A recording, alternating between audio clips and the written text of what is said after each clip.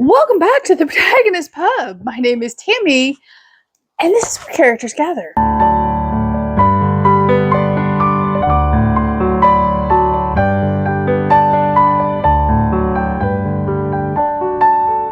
Well, take two.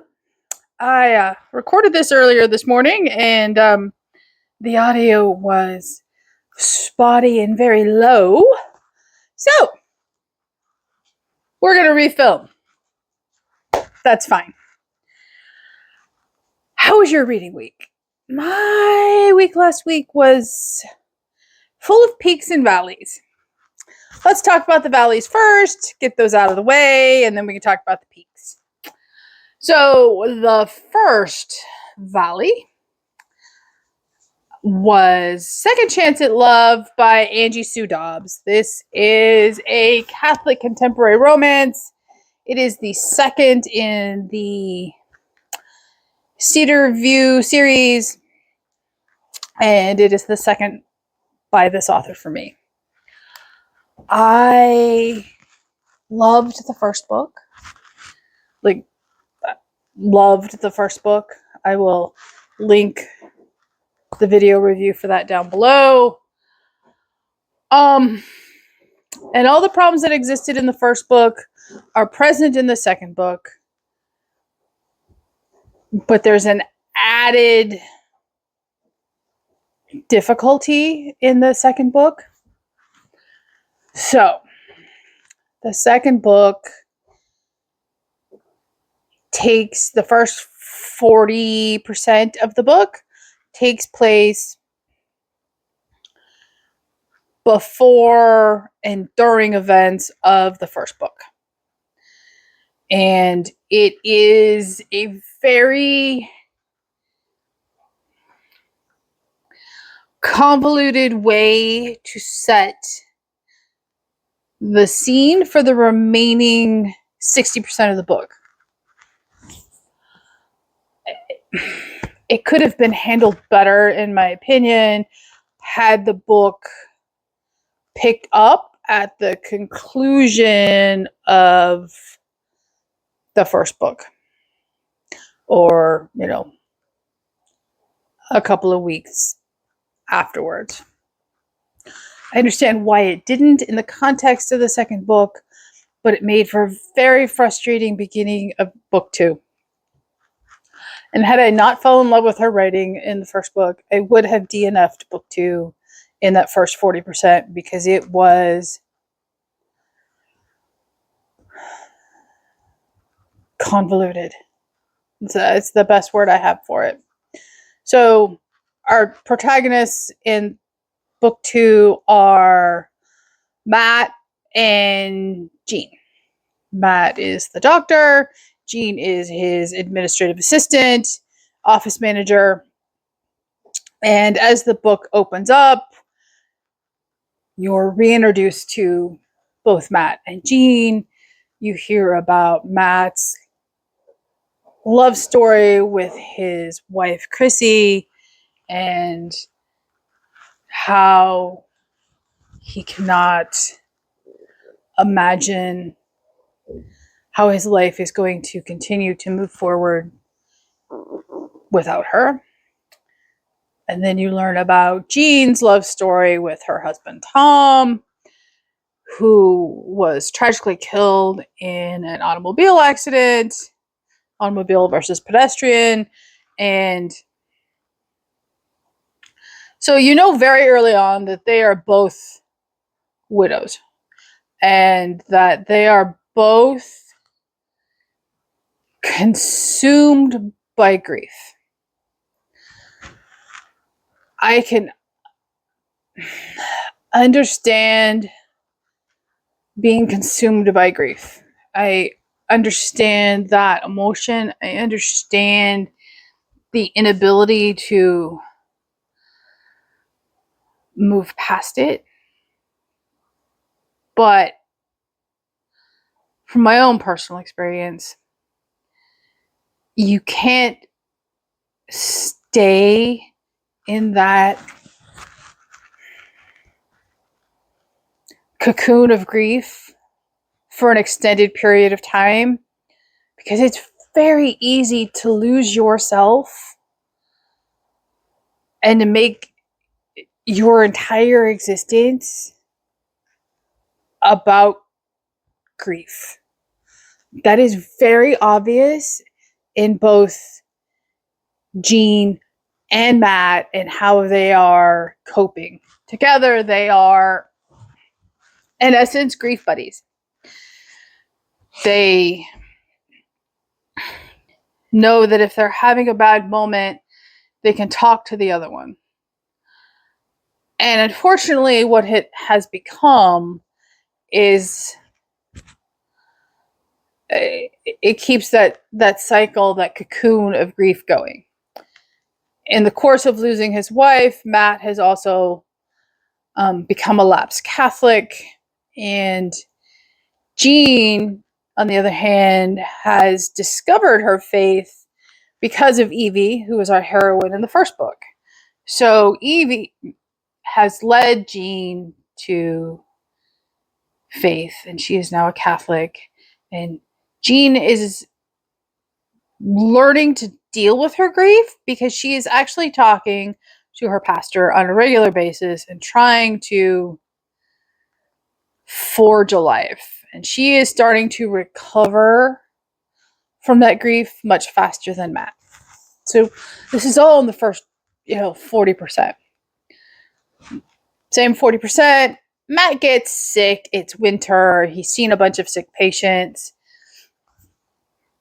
And, small town doctor, he gets sick. It happens to the best of us. Jean has no one else to look after, so she looks after Matt. He doesn't know it. In the height of his fever, he kisses her. This is shocking. He doesn't remember. Jean does. She's developing feelings for him. She feels guilty, like she's cheating on her dead husband. Matt, as he recovers, begins to feel that he is attracted to Jean, and he feels like he's cheating on his spouse. So we have two widows who are attracted to each other, who feel guilty like they are cheating on their dead spouses. Matt's answer is to run away without telling anybody. And Jean's response is understandably hurt, angry, frustrated, and it breaks her. She has decided to live life again. With or without Matt, she needs to start over. And at this point, when Matt leaves and she decides to, live again, the remainder of the book happens. And the remainder of the book is very much these two recovering, grieving souls finding God, returning to God, finding love again, and realizing that they are allowed to love again. That God's plan is not for them to be perpetually alone. And the last 60% is great. It's that first 40% that is just in need of help. So much like the first book, there are proofreading errors, there are grammatical errors. She needs an editor, and that's fine. I will continue to read her because her faith content and her message about God's love for us and our love from one another is stellar. She just needs an editor. But otherwise, the content is worth plowing through. And I would not say that lightly. So if you are Catholic and you are searching for Catholic fiction, Angie Sue Dobbs is, in my opinion, a reliable author. She is on Kindle Unlimited. I am comfortable in recommending it, even though this was not the high point the first book was. Okay, up next, I have read the book club selection for September. That is Body in the Bookcase by Ellie Alexander. This is the first book in the Secrets of the Bookcase series, of which there are now 3 books released on Kindle Unlimited. The 4th book is coming, I want to say October or November of this year. So that is 4 books in one series released this year. I will tell you, I am saving the bulk of my review for my end of the month, book club video. However, this book is not up to Ellie Alexander standards, in my opinion. She has 2 other series I can easily recommend. That is the Bake Shop Mysteries and her brewery series. The characters, the setting, the plotting, the relatability in those 2 series is stellar. The character work is there. The plotting is there. And unfortunately, in this series, none of that is there. If I had to give this a star rating, which I did on Storygraph, I think I gave it a 2.5 or a 2. I was ultimately very disappointed in this. The bookish references were great. The bookstore setting was great. I loved all the mystery authors and series that were mentioned, and seeing the festival come to life was great. However, if you took that away, the rest of the book was barely readable, in my opinion.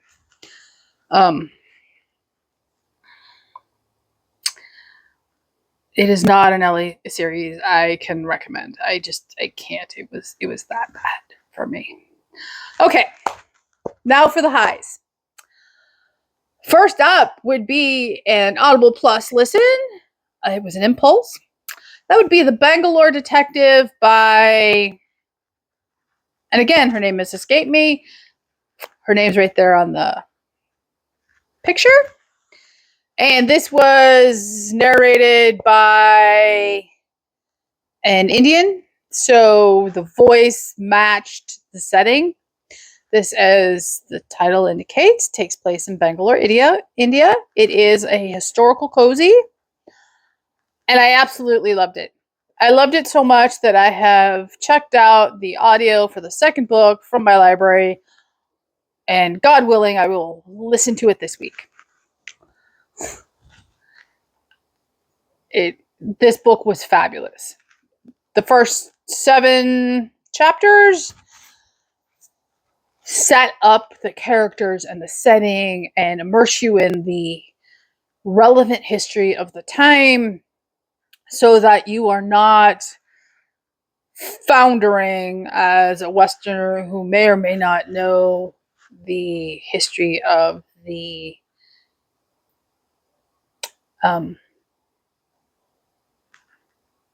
country, India. So that is all set up for you in the first 7 chapters. The murder doesn't occur until after chapter 7. And by then you have a feel for the characters and the setting and the challenges that are going on.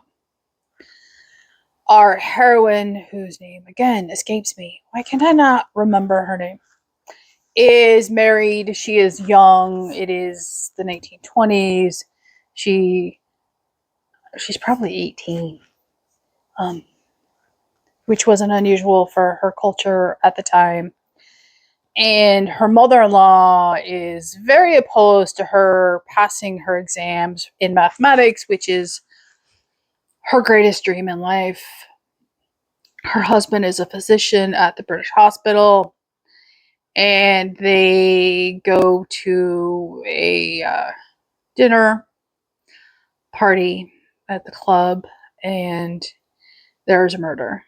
And she quickly finds herself trying to find the murderer so that she can solve a couple of household problems.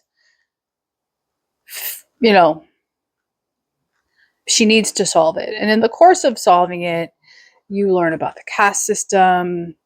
You learn about families that do and do not adhere to the caste system and what that means. And you learn about the unrest in India at the time, trying to overthrow the British Empire, who's still in charge. It was just fascinating and so well done. And I enjoyed every moment of it. I truly did. This is a historical cozy that I have absolutely no trouble recommending. I finished, I think, the book in one day. So I stopped doing other things and reading other things so I could finish listening to it. And it was fantastic. It was truly fantastic. So I have the second book on loan. I need to read it this week so that I can pick up the third book. That's how good it was. Okay. Up next, Runaway Bride and Prejudice by Emma St. Clair. This is the third book in the Appy series. This is the second book written by Emma St. Clair in this series. The middle book is written by Jenny Proctor. And this follows Van and Amelia. And Van catches Amelia's groom cheating on her on their wedding day in one of the offices at the church. And he forces the groom to confess and then takes Amelia on her vacation, her honeymoon, to escape the entire situation. This was absolutely fabulous. I gave this the highest possible star rating on Storygraph. I gave it a 5.75. Like everything Emma writes, this was astounding. Character depth, the banter, the drama, the tea, the personal interactions. Oh, it was just top tier. I will tell you that chapter 17 occurs. And just trust the process. That is all I can say, is trust the process. I will also say that in Amelia's shoes, I can understand the phrase of volcanic rage, because in her shoes, I would have been the exact same way. I can't say I would have held my tongue as well as Amelia did, but I can understand her rage. This was fabulous.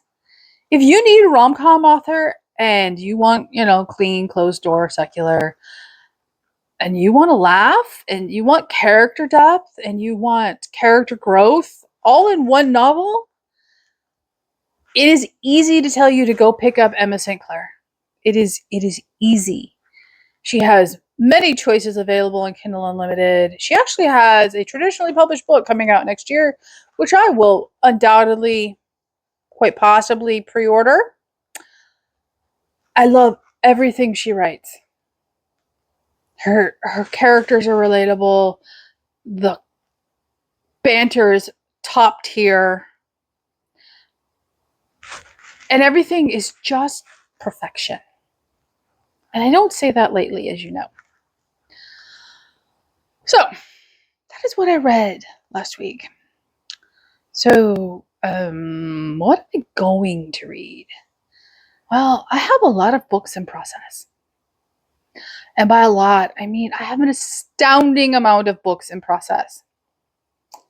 And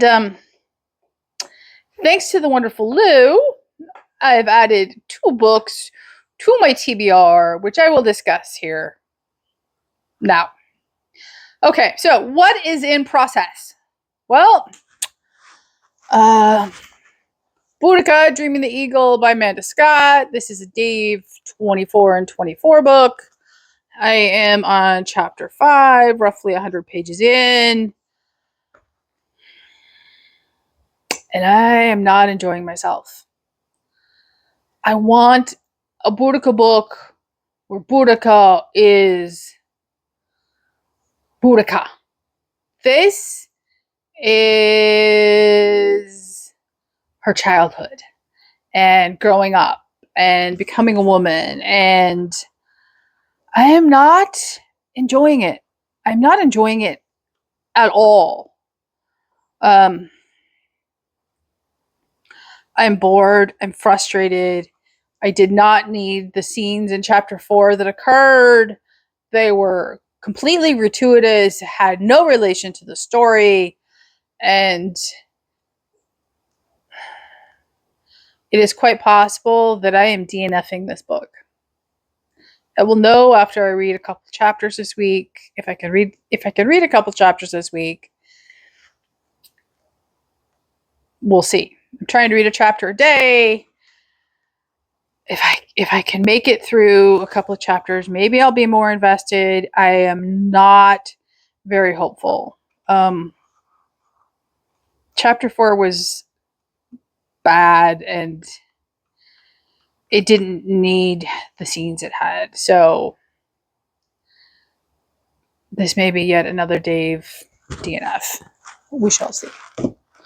I am currently reading I Am Margaret by Corinna Taylor. This is Catholic sci-fi dystopian young adult fiction.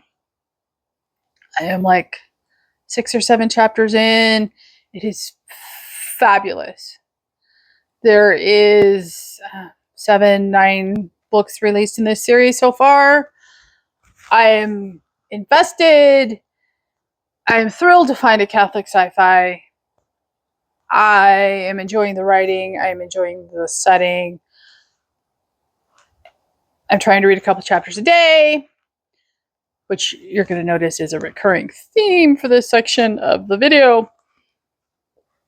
And best of all, it's not short.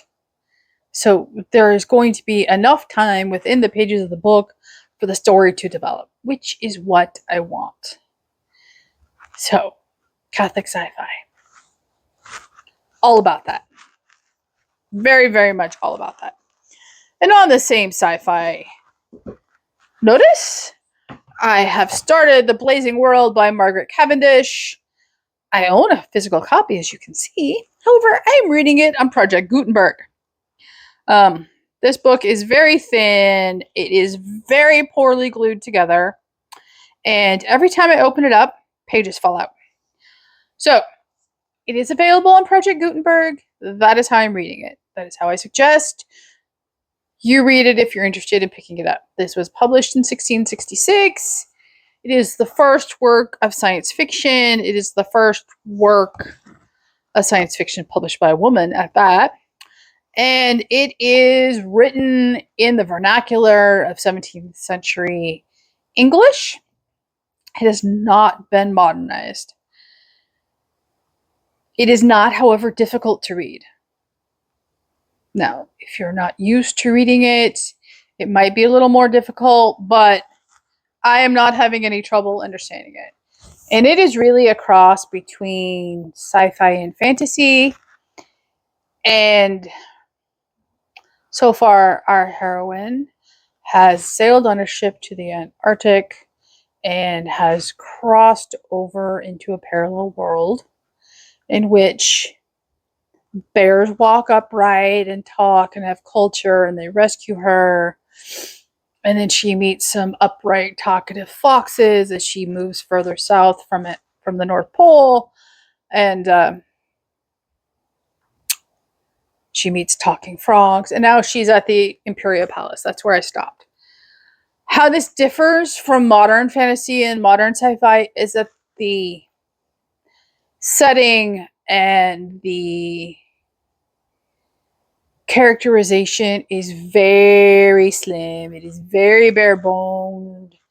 There is no great exposition on, how the bears look or their culture or how they came to be,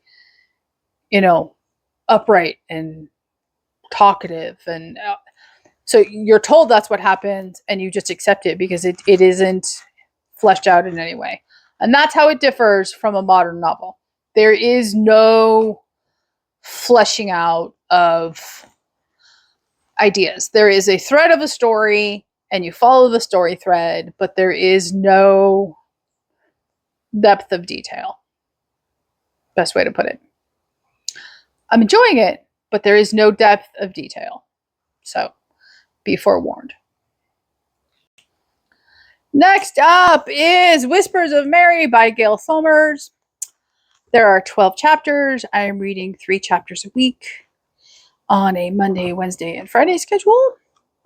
I have read chapter 1 and the introduction, and there are 2 very impactful quotes from the introduction, which I will read you. Here's the first one. Jesus is present in his word, just as he is present in the Eucharist, which is also incensed. Other sacred reading, lives and writings of saints, catechisms, theological and devotional books, inspire and guide us. They inform us. Scripture alone has the power to transform us. That just hit me. Like, that is so accurate. Scripture transforms us. Everything else inspires us. That is very meaningful. The last is a quote from Pope Benedict XVI. Scripture is meant to enlighten the mind, strengthen the will, and set man's heart on fire with the love of God. I love that quote. Set man's heart on fire for the love of God. That is amazing when you think about it. It is amazing. So today is Monday or Tuesday, and Monday's chapter was Eve, and I loved this chapter.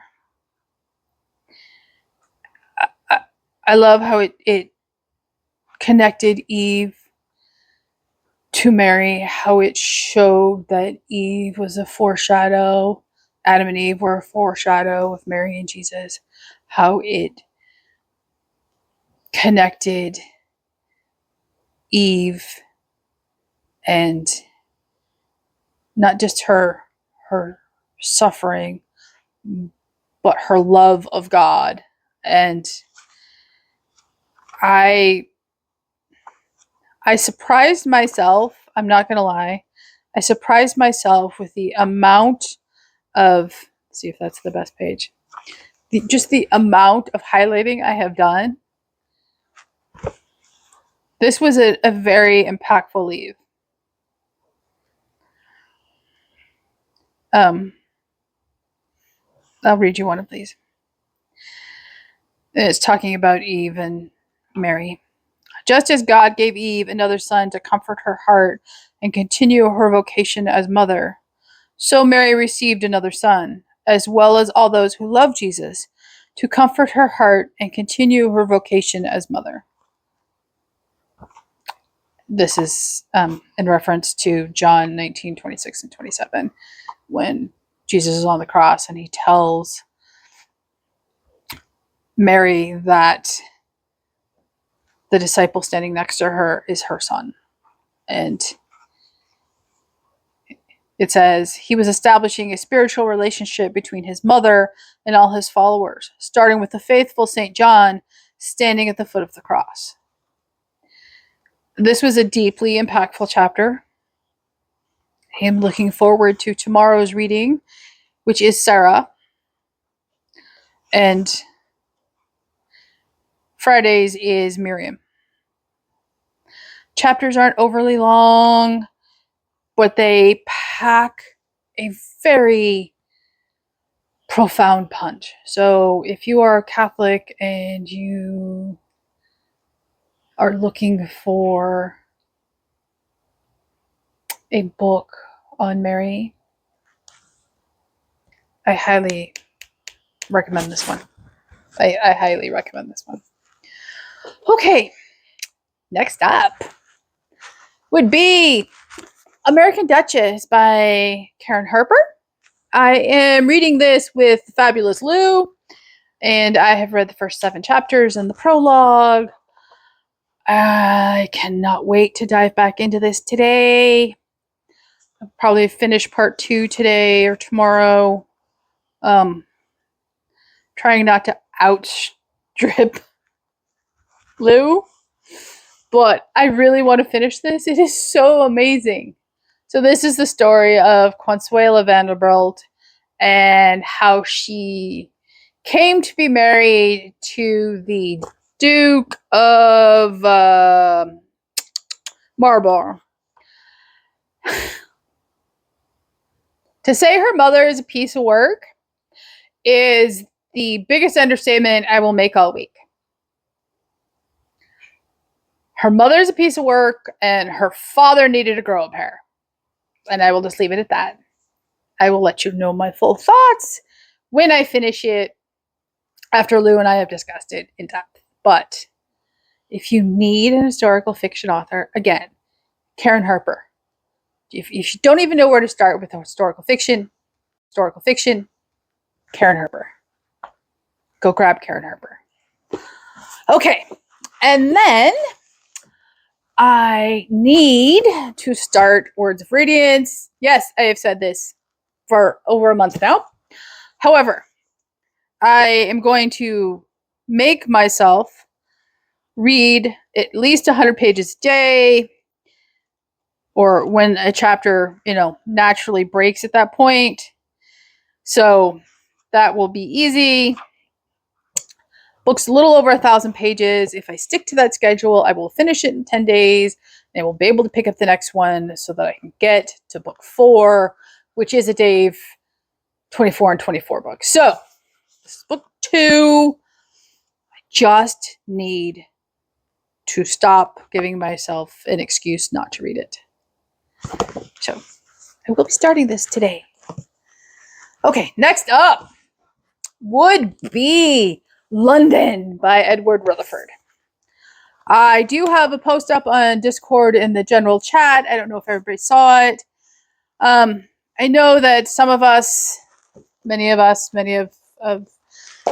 aren't well versed in history, and Rutherford has a great way to learn about history without it feeling like you're going to class. So there's a post in Discord. I will link it down below. If you're interested, let me know. I will be happy to run that separate from the book club. I figured we'd do, a chapter a month in one of his books. And, it's like a 50 page commitment a month. Learn about a country or a city, or in one case, a forest, and how it relates to history. Now, the nice thing about Rutherford's books is that he tells a contiguous ancestral story from the average Joe's perspective. London, for instance, begins in pre-Roman times, Celtic, when London is really just 2 hills on one side of the Thames, and it isn't a city yet. It is nothing more than 2 hills, and that's where the story begins, and that's where the genetic founding begins for the rest of the story. And in each chapter, it's a chunk of history. So it begins in the Celtic, it moves to the Roman, and along the way, in the telling of the story of London, you see London begin to develop from this little hill to what it eventually becomes. You learn about how certain areas got their name, like Charing Cross, or the Tower of London, or London Bridge, which is the chapter I'm on. So he does that in all of his books. It's a bite-sized chunk of history that deals with everyday people, and you meet political figures and kings and movers and shakers along the way, but it isn't told from their perspective, which is refreshing in historical fiction. So one of the chapters I need to read, it's 2 chapters from where I'm at, is called The Globe, which is obviously set in the Elizabethan era, and it's going to obviously deal with Shakespeare. And I haven't read one in a while, so I am going to read a Shakespearean play. I no longer own a copy of the complete works of Shakespeare. I did, however, just order one. And the accompanying Harold Bloom book, which is right here. I always forget the title. So I am going to read Cymbeline, which is, I believe, his last tragedy he wrote. I have not read this one yet. I picked up a copy of the Fulgar version of the book, of the play, and I am not happy with it. Here's an example of the pages. So this is the modern help page, for lack of a better description, and this is the Shakespearean text. I don't need this. Like, I don't need this. I need this. So the play itself, they made into 260 pages, because every page has modern Shakespearean. So it's really, 130 pages, but it has to put all the exposition in. Hey, if you're too dingy to figure it out, here's what it means. Like, I don't need that. Late means recently. Really? Because that isn't a common definition of late in American, modern day English. So after I read the Globe chapter in London, I'm going to read Cymbeline. I didn't even know that Shakespeare September was a thing. Shakestember. But now that I know that, I'm probably going to make it a habit. I've wanted to read this for a while, so I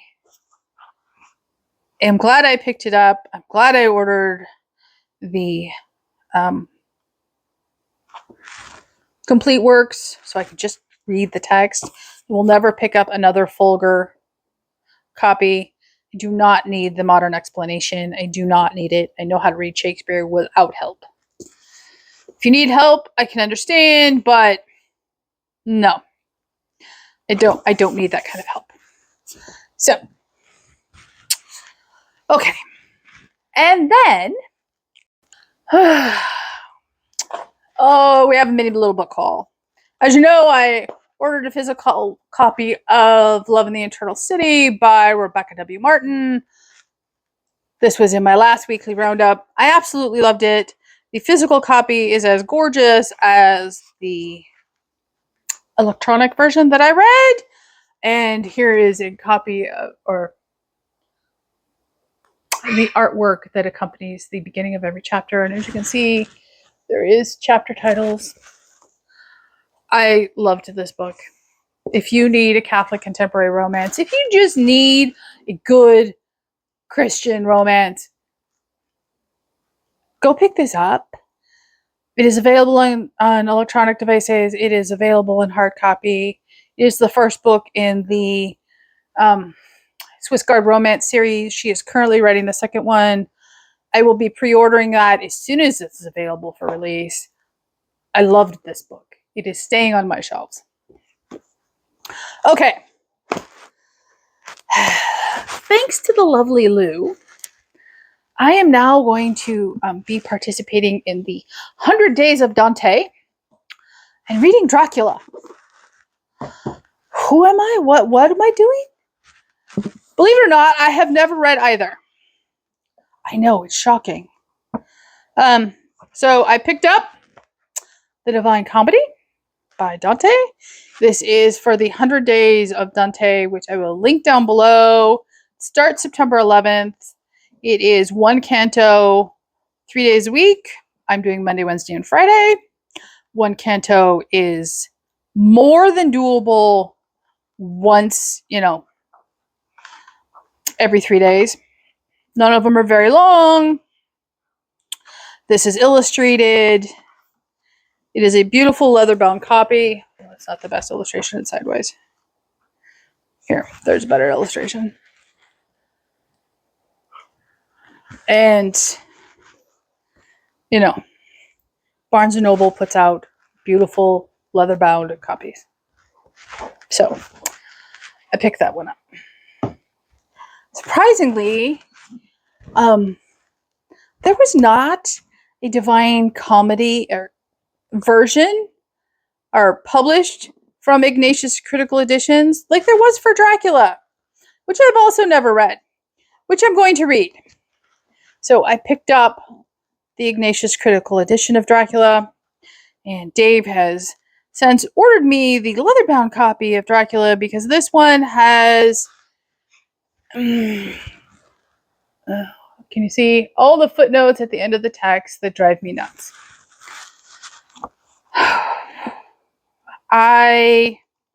While I appreciate all the work that Eleanor Borg Nicholson did in doing this, I wish they were at the end of the story itself, not immediately underneath the text. I realize this is probably a complaint unique to me, but here we go. I just want to read the text. If I don't understand something, then I can flip to the endnotes after the text. Like, give me the text and put all the, the critical analysis and the footnotes and the explanation after the text. I don't... It's very frustrating. And I'm surprised that Ignatius does not have a critical version of Dante. I'm utterly baffled by that, to be honest. You would think, of all things, they would have that, but they do not. So while I appreciate this version, I am probably not starting this until I get the other one, because I don't want the footnotes interrupting the reading of the text. I need to read the text, not the footnotes. It's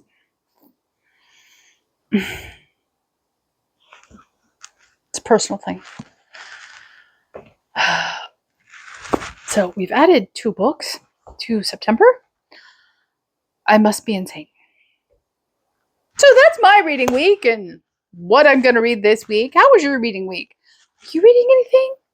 Are you less insane than I am? Leave a comment down below, like and subscribe, and I will see you here next time at the Protagonist Pub.